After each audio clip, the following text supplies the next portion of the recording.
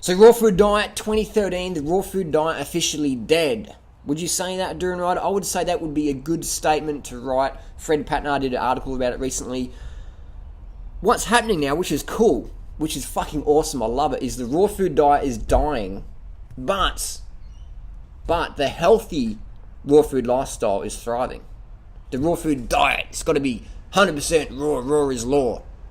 Now, I believe 100% fruit and vegetable, high carb, is the best way to go. Vegan, fruit-based, 80-10-10, HR, HCRV, etc., etc. That is the best, for sure. 30 bad, that's the best, for sure. But what we're seeing now is the death of the raw food diet. The raw food diet was really started by Wolf and Co. and popularised by Monarch and that, as just a medium which to push product. Cooked food is poison. Don't eat anything cooked. But buy our fucking colostrum and deer placenta and fucking Adjaclarity and all this toxic bullshit that was cooked anyway. MSM, what was popular supplements those guys made millions on?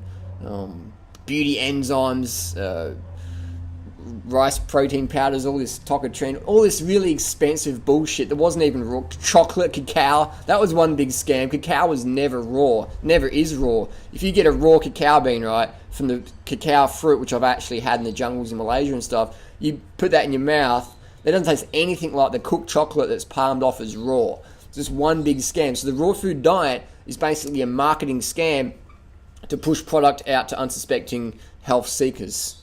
100%. It's done to sell juice cleansers or, you know, detox masteries or detox gimmicks or retreats or whatever that aren't a long-term thing. All they do is they get people who are caught up in that fad mentality and go, I'm going to try juicing this month and I'm going to try MSM. It's just a whole market scam. The whole raw food diet is a market scam. The raw food lifestyle, on the other hand, what we teach, the fundamentals, getting your carbohydrate calories in, getting your 10 grams of carbs per kilo body weight per day minimum, if you want to be lean, fit and healthy long term. We promote objectives, fundamentals. A lot of people out there in the raw food diet world, the scammers, they don't promote any of that. They just like, just eat raw and buy this and buy that. Every fucking video or every newsletter is just something to sell. More consumable products. We've got this DVD set. Now we've got the new one coming out. We've got this little supplement. Now we've got the new one coming out. It's always changing because it's always about money. The raw food diet is basically a scam in that sense that it's just a tool to push bullshit to people. If you've been on the lifestyle for a while, you start to go, oh yeah, now I can see that. I can see what it was all about. Don't eat bread because bread's dead, but I've got a little DVD or a little raw food flax cracker thing you can have instead. But they never teach you about, well, if you want bread, it means you need carbohydrates. It's not because you're an addict to starches or whatever. It's because you need carbohydrates. So instead of eating bread, instead of eating flax crackers, which have no carbs pretty much, just fat, make you feel greased out and want to do a water fast afterwards, instead of having the flax crackers, you go from bread, flax, bypass the flax and go from bread to bananas or bread to fruits. Better option, isn't it? Better option. When you want bread, when you want rice, your body wants carbohydrates. Fruit's going to give you a better source of carbohydrates without excess sodium, excess fat, etc. Because bread is generally loaded with full of oil and salt. So you're getting the fat and the salt in the bread. So if you want to have the starch, you're better off having like whole starches like a rice or a potato, which has lower sodium content, lower fat content. But the raw food diet gurus in the past 15 years never taught you that, did they? Most of them didn't. People like Doug Graham, who never had anything, no real consumables to sell, just a book which was the same content for like a decade. Just fundamentals to teach versus a new product every month, buy this, buy that, money. So that's the death of the raw food movement. I think it's fucking awesome because now on our forum, we have the largest raw food forum ever. Most of the raw food forums are dead now because they weren't bringing enough money for their creators to maintain. Because it was all about money anyway. They charge you money to be on there, or they just selling you product all the time. But eventually profit was just like, nah, it's not working, so we just can that. Our forum is for free, always will be, always was. You don't need to sign up to look at it. You don't even have to log in. You can just lurk and browse and watch without signing in. Just open up your browser, it's there. That's always our goal, is to promote fundamentals for people. We never push that you need to be 100% raw, because that doesn't mean anything, because you can eat cashews and be 100% raw or whatever. That's not what we teach. We teach 100% carved up, 100% healthy, and if you can do it on fruits and vegetables, that's definitely the best choice. But we always give people a backup plan, because we live in a real world. We live in a real world. Most people out there got kids, live with them, they're working in the real world, whatever. This cockatoo here, we found him on the side of the road, and because he's lost a lot of feathers, he got attacked by a falcon or a cat or something. So we're going to put him in the shed for a few months. It's big shed, plenty of room to fly around, flap his little wings. He's getting more used to contact. We give him his food, but in nature, he's got his food all around him all the time. A cockatoo's always got food available. Anytime a cockatoo's hungry, just flies to the next tree, grabs some nuts, grabs some fruit, grabs on the bark some seeds on the ground.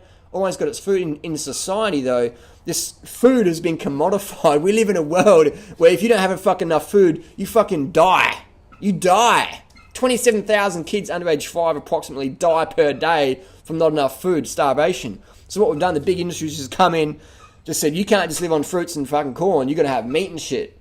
So even the people who are like starving on corn and fruit think, well, like, if I had some meat, it would be all better.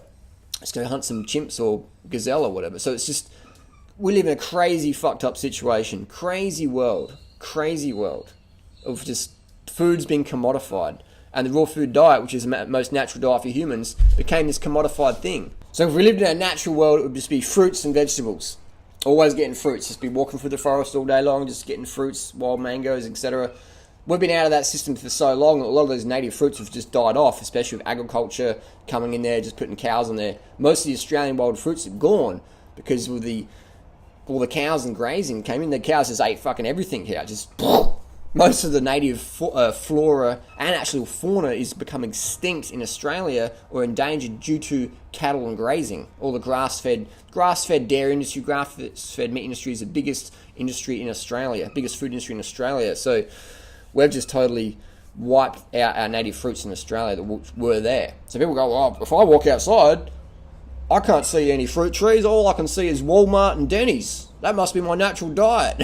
That's right, because that's how fucked up we've made the planet now. So, raw food diet is a fad. Raw food lifestyle, fruits and vegetables, that's the real deal. Don't get caught in the trap, though. I've got, I gotta get 100% raw, I gotta be 100% raw. And then, so when you get really hungry, you can't find your fruits, you're eating like flax crackers and stuff like that, or trying to do a juice cleanse, or like, if I do a juice cleanse, like, if I master my detox or whatever, then I'll never crave anything bad ever again. Bullshit.